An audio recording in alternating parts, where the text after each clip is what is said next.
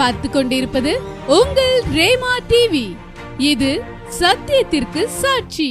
ஆண்டவராகிய இயேசு கிறிஸ்துவின் நாமத்தினாலே உங்கள் யாவருக்கும் என்னுடைய அன்பின் வாழ்த்துக்கள். பிரியமானவர்களே, இந்த நாளிலே நம்முடைய தியானத்திற்காக நாம் எடுத்துக்கொண்ட வேத வசனம் லூக்காவின் புஸ்தகம் 3ஆம் அதிகாரம் 22வது வசனம். பரிசுத்த ஆவியானவர் ரூபங்கொண்டு புறாவை போல அவர் மேல் இறங்கினார். வானத்திலிருந்து ஒரு சத்தம் உண்டாகி, நீர் என்னுடைய நேசகுமாரன், உம்மில் பிரியமாயிருக்கிறேன் என்று உரைத்தது. ஆண்டவராகிய இயேசு கிறிஸ்து இந்த உலகத்திற்கு நம்மில் ஒருவரை போல அவர் வந்த பொழுது, அவர் அங்கே குறிப்பிட்ட பருவத்திலே அவர் ஞானஸ்நானம் பெற்றார். அப்படி அவர் ஞானஸ்நானம் பெற்று கரையேறும் பொழுது வானத்திலிருந்து பரிசுத்த ஆவியானவர் எல்லார் கண்களும் பார்க்கும்படியாக ரூபம் கொண்டு ஒரு புறாவை போல அவர் மேல் வந்து அமர்ந்தார். அப்பொழுது வானத்திலிருந்து ஒரு சத்தம் உண்டாயிற்று. நீர் என்னுடைய நேசகுமாரன், உம்மில் பிரியமாயிருக்கிறேன். அன்பே உருவான தெய்வம் ஆண்டவராகிய இயேசு கிறிஸ்து அவரை போல நம்மை நேசிப்பதற்கு இந்த உலகத்தில் நம்முடைய உறவினர்கள் ஒருவரையும் அதை ஈடாய் சொல்ல முடியாது.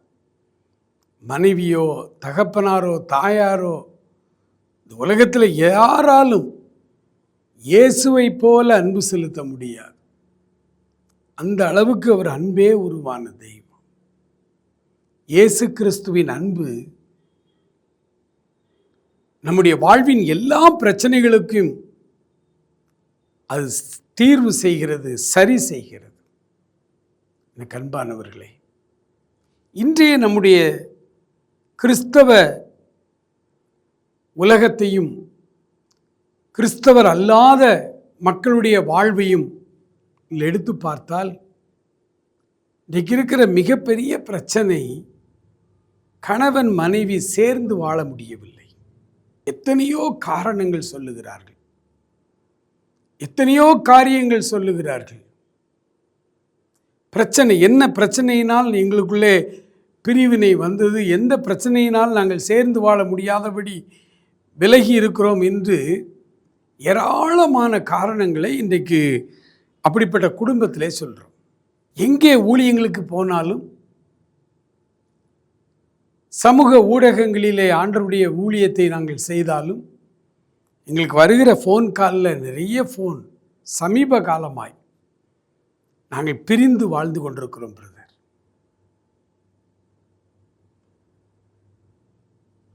வேதனை நிறைந்த வாழ்க்கை. இந்த வேதனைகள் எல்லாவற்றுக்கும் ஒரு தீர்வு இருக்கிறது. உடைய குடும்பம் உடைந்து இருக்கிறது என்றால், குடும்ப வாழ்வை உருவாக்கினவர் ஆண்டவராகிய இயேசு கிறிஸ்து.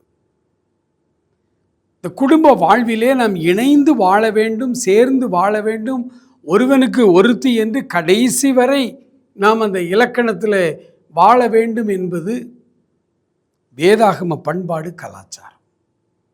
வேதாகம பண்பாடு கலாச்சாரம் என்று நான் சொல்லும் பொழுது அதுதான் உலக கலாச்சாரம், உலக பண்பாடு.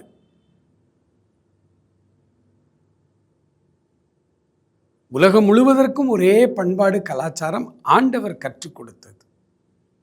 ஆகவேதான் முதல் மனிதர்களை அவர் உருவாக்கும் பொழுது ஒரு ஆணையும் ஒரு பெண்ணையும் அவனுக்கு ஏற்ற துணையாய் உருவாக்கி கொடுத்தார்.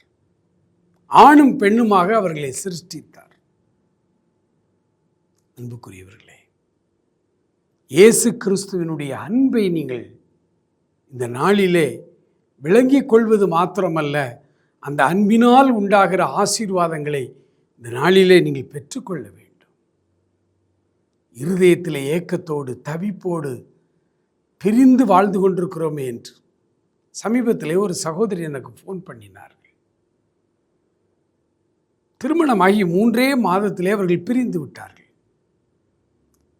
அதற்கு 2 பகுதியில் இருந்தும், அதாவது 2 குடும்பத்தாரிடத்திலிருந்தும் பலவிதமான காரியங்களை, குற்றச்சாட்டுகளை சொல்லுகிறார்கள். ஆனால் பிரிந்து போய் 7 வருஷங்களுக்கு ஆகிவிட்டது. 7 வருடம் வரை பொறுத்திருந்த கிறிஸ்தவ குடும்பம் அது.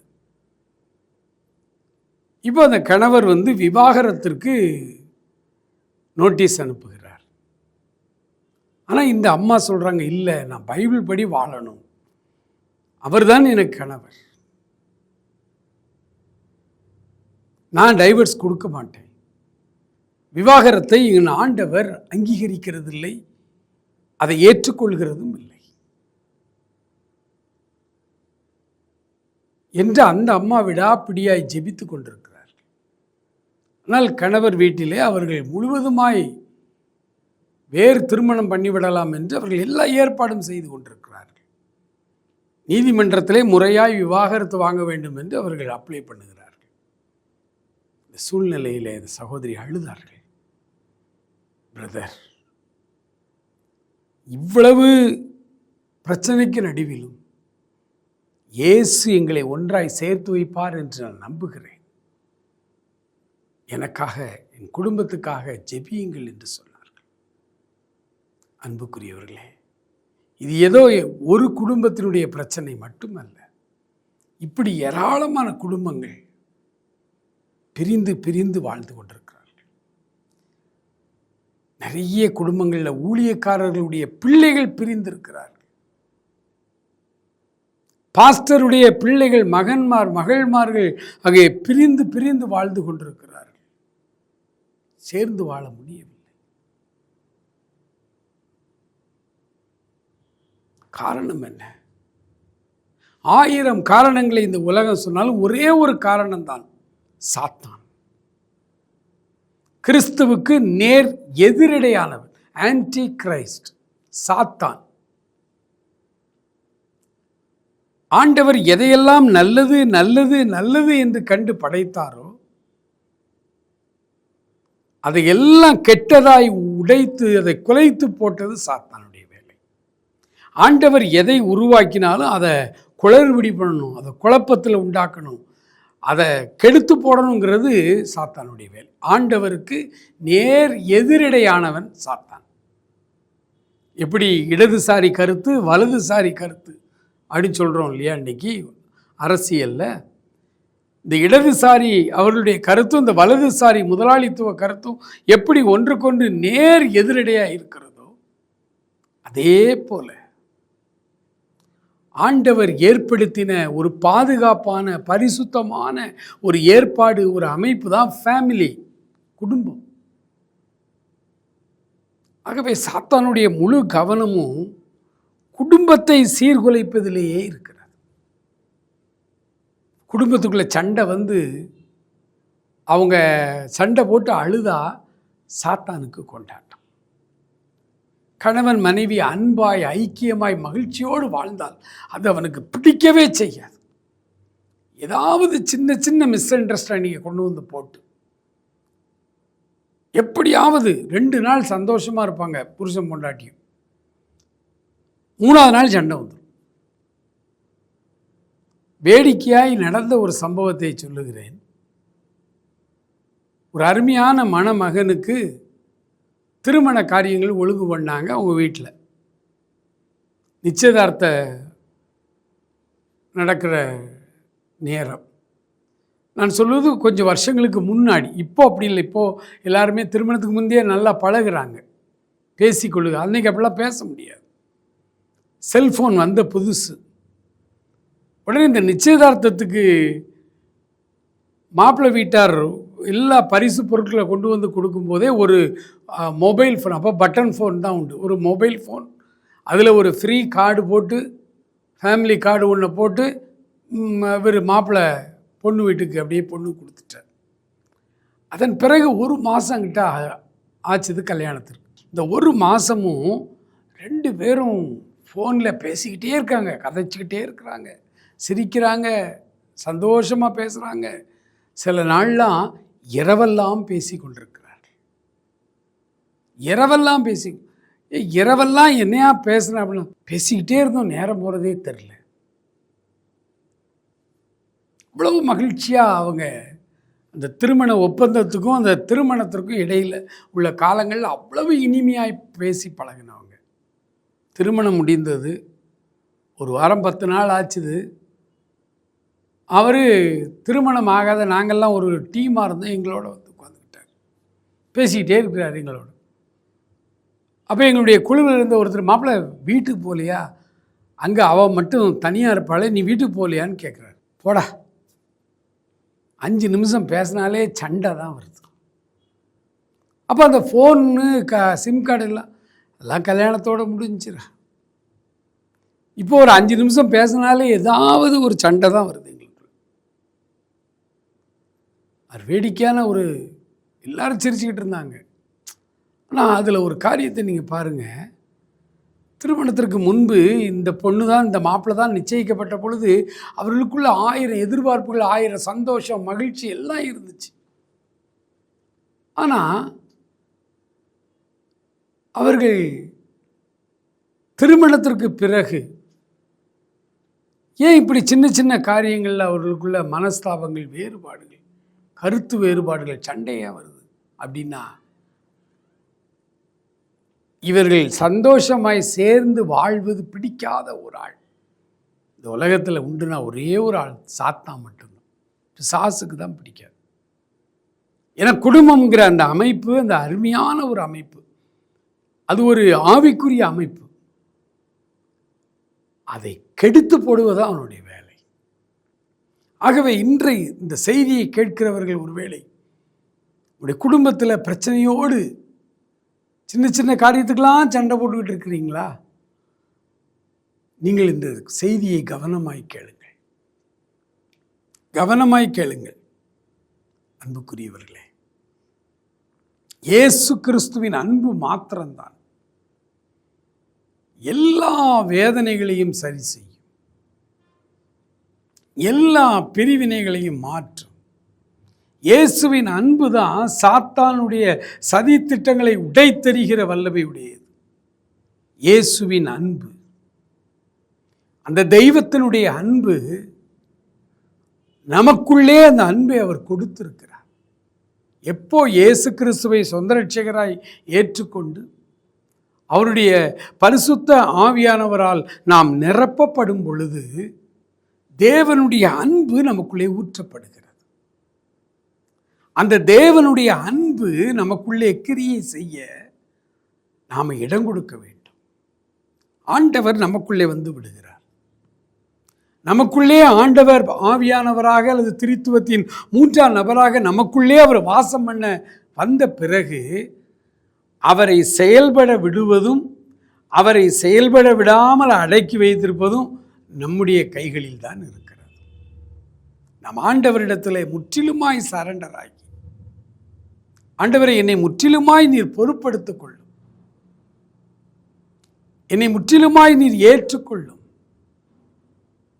உடைய அன்புக்கு நான் அடிமையா என்னை ஒப்பு கொடுக்கிறேன், இனி நான் அல்ல, நீரே என்னில் பிழைத்திருந்து ஆளுகை செய்ய வேண்டும், என்னுடைய முழு கண்ட்ரோலும் உம்முடைய கரத்தில் நான் தருகிறேன், நீர் என்னை நடத்தும், நீர் நடத்தும் பாதையிலே நான் நடந்து வருகிறேன்.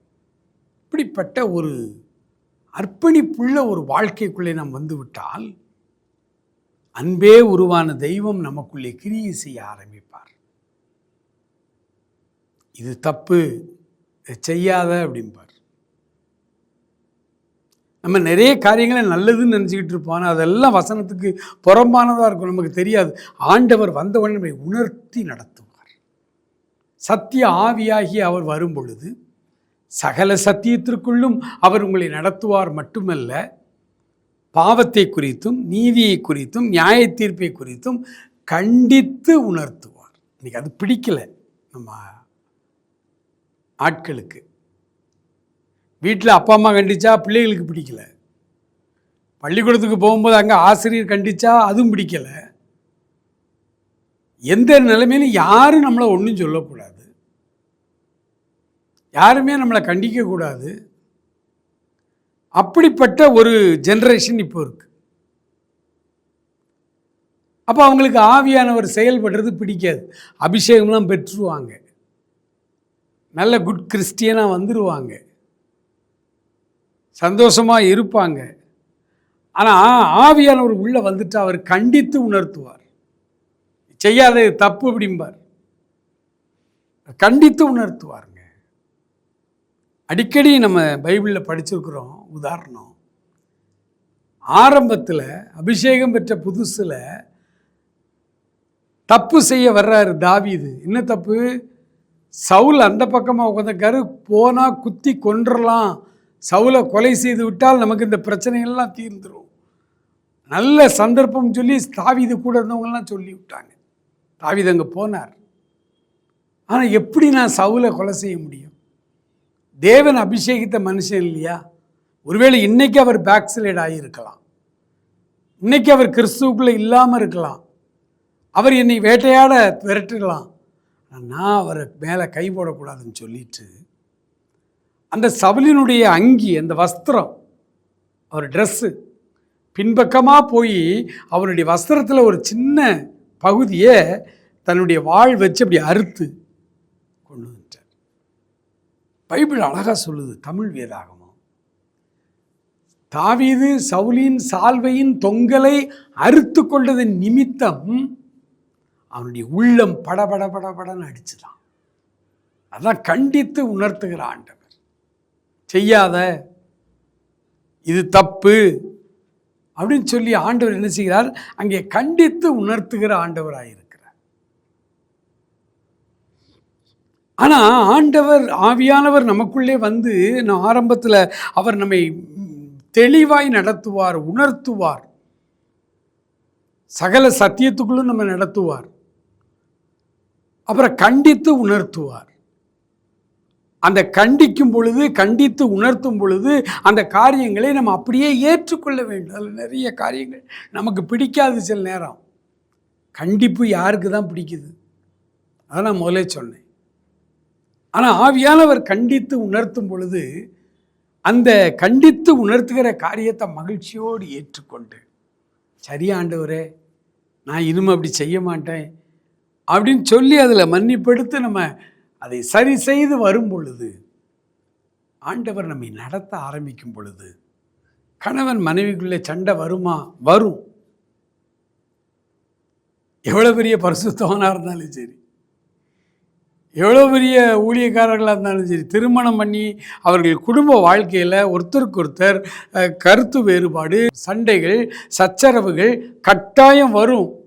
அப்படித்தான் ஆண்டவர் இணைக்கிறார். நிறைய குடும்பங்களில் நீங்கள் பாருங்களேன், கணவருடைய குணத்துக்கு எதிரான குணம் உள்ள அந்த பெண்ணை தான் கொண்டு வந்து ரெண்டு பேரையும் இணைச்சி வச்சுருக்கார். நிறைய வீடுகளில் இவருக்கு எது பிடிக்குமோ அது அந்த அம்மாவுக்கு பிடிக்காது, அந்த அம்மாவுக்கு எது பிடிக்குமோ அது இவருக்கு பிடிக்காது.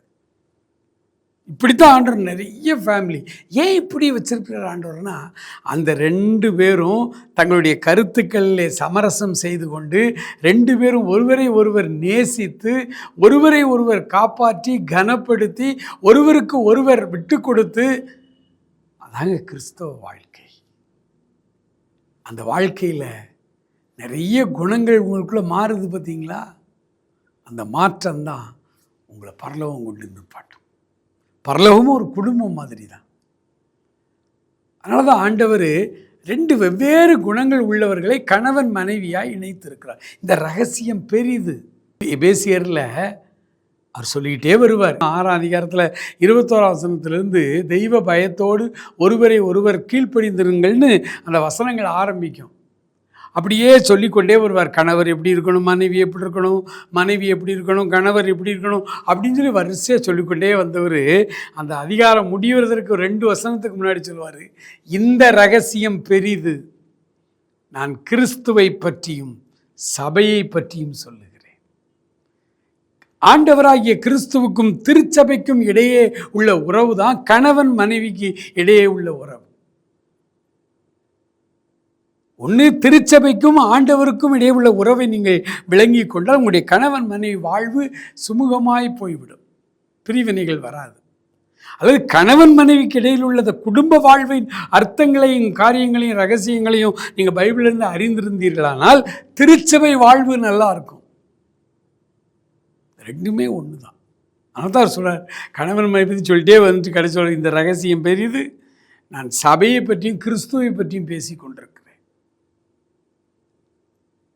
அன்புக்குரியவர்களே, கொஞ்சம் பேர் பிரிஞ்சிட்டாங்க.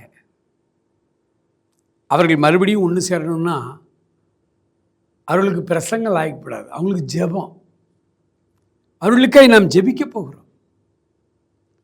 அவர்களுக்காய் நாம் ஒரு நேரத்தை ஒதுக்கி நேரலையில் ஜெபிக்க வேண்டும் என்று நான் பாரப்பட்டு கொண்டே இருக்கிறேன். என்னை ஆண்டவர் பாரப்படுத்தி கொண்டிருக்கிறார். சீக்கிரத்திலே நம்ம ஜெபம் பண்ணுவோம். ஆனால் கணவன் மனைவியாக நீங்கள் சேர்ந்து தான் இருக்கிறீங்க. ஆனால் ஒரே பிரச்சனை. நிறைய நாள் ஒரே வீட்டில், ஒரே பெட்டில், ஒரே கிச்சனில், ஒரே சாப்பாடு தான் சாப்பிட்டு நீங்கள் இருக்கிறீங்க. ஆனால் 2 நாள் 3 நாள் பேசாமல் இருக்கீங்கள. பகலில் நீங்கள் சண்டை வந்து அப்படி இப்போ ஒரு நாள் முழுசும் பேசாமல் இருங்க. ஆனால் சூரியன் மறைவதற்குள்ளாக உங்களுடைய கோபதாபங்கள் தனிய கடவுது. உங்கள் கோபங்கள் தனிய கடவுது. சூரியன் மறைவதற்குள்ள நீங்கள் சரியாகி, அதனால தான் கிறிஸ்துவ குடும்பங்களில் போதகர்கள் என்ன சொல்லுவாங்கன்னா, குடும்ப ஜெபம் வைங்க. ராத்திரி எல்லாம் சாப்பிட்டு முடிச்சுட்டு பெட்டுக்கு போகிறதுக்கு முன்னாடி எல்லாரும் வட்டமாக உட்காந்து நீங்கள் பாட்டு பாடி ஜெபம் பண்ணுங்க. ஒருவேளை பகல் முழுவதும் காலையில் எழும்புனதுலேருந்து ஒருத்தருக்கு ஒருத்தர் சண்டை, ஒருத்தருக்கு ஒருத்தர் பேச மாட்டேக்காங்க அப்படின்னா அந்த குடும்ப ஜெபத்தில் எல்லாம் சரியாயிடும். எல்லாம் சரியாயிடும். ரொம்ப மகிழ்ச்சியோடு சமாதானத்தோடு நித்திரைக்கு செல்லலாம். ஒரு அழகிய குடும்ப வாழ்க்கை. ஆண்டவருடைய அன்பு இதை செய்கிறது. ஆண்டவருடைய அன்பு நமக்கு இதை தருகிறது. ஆண்டவருடைய சமூகத்தில் நம்ம ஜெபம் பண்ண போகிறோம். ஆண்டவரே, நீ குடும்ப வாழ்விலே எனக்குள் நீர் கொடுத்திருக்கிற அந்த அன்பு கிரியை செய்யணும் ஆண்டவரே. அல்லது இன்னும் நான் அபிஷேகம் பெறலை, இன்னும் நான் ஆண்டவராகி உம்மை சொந்த அப்பாவாக ஏற்றுக்கொள்ளலை, நான் இன்னும் என்னுடைய வாழ்வு இன்னும் பழைய வாழ்வாக தான் இருக்குது, பாவத்தில் வாழ்ந்துக்கிட்டு இருக்கேன்னு சொன்னீங்கன்னா, முதல்ல நம்ம இப்போ ஜெபம் பண்ண போகிறோம். அவரின் சொந்த பிள்ளையாய் மாறும்படிக்கு உங்களை ஒப்பு கொடுக்குங்க. ரொம்ப சுலபம். ஏன்னா அவருடைய பிள்ளையாக மாறணுங்கிறதுக்கு மிகப்பெரிய தியாகம், மிகப்பெரிய ஒரு காரியம் இருக்கிறது. அதை நம்ம செய்ய முடியாது. அதை இயேசு நமக்காய் செய்தார். எவ்வளோ பெரிய தியாகம் தெரியுமா? பாவிகளாய் இருக்கையில், நாம் பாவிகளாய் இருக்கையில் கிறிஸ்து நமக்காக மரித்ததினாலே தேவன் நம்மேல் வைத்திருக்கிற அன்பை விளங்க பண்ணுகிறார். எவ்வளவு ஆச்சரியமான வசனம் பாருங்க. ஆண்டவர் நம்மை நேசிக்கிறவர். கணவனையும் அவர் நேசிக்கிறார், மனைவியையும் அவர் நேசிக்கிறார், உங்கள் ஒவ்வொருவரையும் அவர் நேசிக்கிறார். ஒருவேளை பேசாமல் இருக்கிறீங்களா? ஒரே குடும்பத்தில் ஒரே ரூமில் தான் இருக்கிறீங்க, ஆனால் பேசுறது இல்லை, அப்படித்தானே? பேசுனா அடுத்து பெரிய சண்டையில் வந்து நிற்கிது, அடுத்தது விவாகரத்தில் போய் நிற்கிது. Thank you Lord. ஆண்டவர் என்னை அதிகமாய் பாரப்படுத்துகிறார். அவருடைய அன்பை நாம் விளங்கி கொள்ள வேண்டும். அவருடைய சொந்த மகனாய் மகளாய் நீங்கள் மாறும் பொழுது ஒரு தெய்வீக அன்பு உங்களை நிரப்பும். பிரியமானவர்களே, இன்றைக்கு அந்த அன்பை நீங்கள் பெற்றுக்கொண்டு தான் போக வேண்டும். அந்த அன்பு தான் சகலத்தையும் தாங்கும். அந்த அன்புக்கு ஈகோ கிடையாது. அந்த அன்பு எதிராளிகளை மன்னிக்கும் அன்பு. அந்த அன்பு எல்லாவற்றையும் விட்டு கொடுக்கிற அன்பு. அந்த அன்பு நான் பெரியவன் நீ பெரியவன் என்று பார்க்காது. அந்த அன்பை நாம் இப்போ பெற்றுக்கொள்ள போகிறோம். சில நிமிடங்களில் ஆண்டவருடைய அன்பை நாம் பெற்றுக்கொள்ள போகிறோம். Thank you Lord. ஆண்டவரிடத்தில் ஆயத்தமாவீங்களா? ஒருவேளை கணவன் மனைவியில் யாரோ ஒருத்தர் இந்த செய்தியை நீங்கள் பார்க்குறீங்கன்னா ஒன்றும் பிரச்சனை இல்லை. ஆண்டவருடைய அன்பினால் நிரப்பப்படுங்கள். ஆண்டவரே, இந்த எனக்குள்ளே ஊற்றப்பட்ட இந்த அன்பு செயல்பட்டு நாங்கள் குடும்பமாய் இணைஞ்சி மகிழ்ச்சியாக வாழணும். ஆண்டவரே, எனக்கும் என் மனைவிக்கும் இடையில் பிரிவினைகளையும் தவறான கருத்துக்களை திரும்ப திரும்ப கொண்டு வந்து போட்டு எனக்கு மேலும் மேலும் கோபத்தை உண்டாக்குகிற சாத்தான், சத்துரு, சாசு எங்கள் குடும்ப வாழ்வை விட்டு வெளியில் போகணும். ஆண்டவரே, எனக்கும் என் மனைவிக்கும் இடையில் நீங்கள் இருக்கணும், உங்கள் அன்பு இருக்கணும் அப்படின்னு சொல்லி ஆண்டவர்கிட்ட நம்ம அவருடைய அன்புக்காக மன்றாடி ஜெபிக்க போகிறோம். ஹல்லேலூயா, ஹல்லேலூயா, ஹல்லேலூயா. நன்றி ஆண்டவரே, நன்றி தகப்பனே. உள்ளத்தின் ஆழத்திலிருந்து உம்மை துதிக்கிறோம் ராஜா, உள்ளத்தின் ஆழத்திலிருந்து உம்மை ஸ்தோத்தரிக்கிறோம் அப்பா. உம்முடைய தெய்வீக அன்பினால் ஆண்டவரே எங்களுடைய இருதயம் வெற்றிடமாய் இருக்கிறது, நிரப்பும் ஆண்டவரே. Thank you master, thank you wonderful Jesus. தேவ பிரசன்னத்திலே நின்று ஹல்லேலூயா உங்களுக்காக ஆண்டவரிடத்திலே பரிந்து பேசும்படி வந்திருக்கிறேன். ஆண்டவரே உம்முடைய பிள்ளைகளை இப்பொழுது உம்முடைய தூய ஆவியானவருடைய வல்லமையினாலே நிரப்புங்கப்பா. ஒரு தெய்வீக அன்பு உம்முடைய பிள்ளைகளை நிரப்பட்டும் ஆண்டவரே. ஒரு தெய்வீக மகிமை உம்முடைய பிள்ளைகளை நிரப்பட்டும் ஆண்டவரே. பிரிந்து வாழ்ந்து கொண்டிருக்கிற குடும்பங்கள் இயேசுவின் நாமத்திலே ஆண்டவரே ஒன்றாய் சேர்ந்து வாழும்படி, ஆண்டவரே ஒன்றாய் வாழ்ந்தாலும் பிரிந்திருக்கிற இதயங்களை ஒன்றாய் இணைக்கும்படி ஆண்டவரே உங்களுடைய குடும்ப வாழ்விலே அந்த கணவர் மனைவிக்கு இடையிலே வந்திருக்கிற எல்லா பிரிவினையின் ஆவிகள், சத்துருவின் சதிகள் இயேசுவின் நாமத்தில் இப்பொழுது அவைகள் நிக்கிரகமாகட்டும் என்று சொல்லி ஜெபிக்கிறேன். அவைகள் அவருடைய குடும்ப வாழ்வை விட்டு வெளியேறும்படிக்கு ஜெபிக்கிறேன். நன்றி ஆண்டவரே, நன்றி ஆண்டவரே, நன்றி ஆண்டவரே. தெய்வ பயத்தோடு ஒருவருக்கு ஒருவர் கீழ்ப்படிந்திருக்கிற பிள்ளைகளாய் இப்பொழுது உம்முடைய தெய்வீக அன்பினாலே உம்முடைய பிள்ளைகளை நிரப்பும்படிக்கு ஜெபிக்கிறோம். ஹல்லேலூயா, ஹல்லேலூயா, ஹல்லேலூயா, ஹல்லேலூயா. நன்றி ஆவியானவரே, நன்றி தகப்பனே, நன்றியோடுமே துதிக்கிற ராஜா. ஆண்டவரே உம்முடைய தெய்வீக வல்லமையினாலே உம்முடைய பிள்ளைகளை இப்பொழுது நிரப்புவீராக. நீ நிரப்புகிற கிருபைகளுக்காய் ஸ்தோத்திரம். பிரிந்திருக்கிற குடும்பங்கள் இயேசுவின் நாமத்தில் ஒன்றாய் சேர்க்கப்பட வேண்டும், இணைக்கப்பட வேண்டும் என்று ஜெபிக்கிறோம். எல்லா தவறுகளையும் மறந்து மன்னித்து உடைய பிள்ளைகள் புது வாழ்வை துவங்க ஆண்டவரே நீர் உதவி செய்யும். இனி இவர்களுக்கு நடுவிலே ஆண்டவரே எந்த பிரிவினையும் இல்லாதபடி அன்பே உருவான உம்முடைய பிரசன்னம் இருக்கட்டும் அப்பா. உமக்குள்ளாக ஆண்டவரே இவர்கள் குடும்பமாய் ஊன்ற கட்டப்பட உம்மிடத்திலே மன்றாடுகிறோம் ஆண்டவரே. நீர் மனம் இறங்கும் அப்பா. அன்பின் கயிறுகளினாலே எங்களை கட்டி இழுத்து வருகிற ஆண்டவர். ஆண்டவரே இப்பொழுது குடும்பங்களிலே காணப்படுகிற எல்லா பிரிவினைகளையும் அகற்றி ஆண்டவரே உடைய அன்பின் கயிறுகளினாலே அவர்களை கட்டி இழுத்து வரும்படியாய் ஜெபிக்கிறோம். கர்த்தர் பெரிய காரியங்களை செய்யும், ஆசீர்வதியும். இயேசு கிறிஸ்துவின் நல்ல நாமத்தில் ஜெபிக்கிறோம் எங்கள் அருமை பிதாவே. ஆமென், ஆமென்.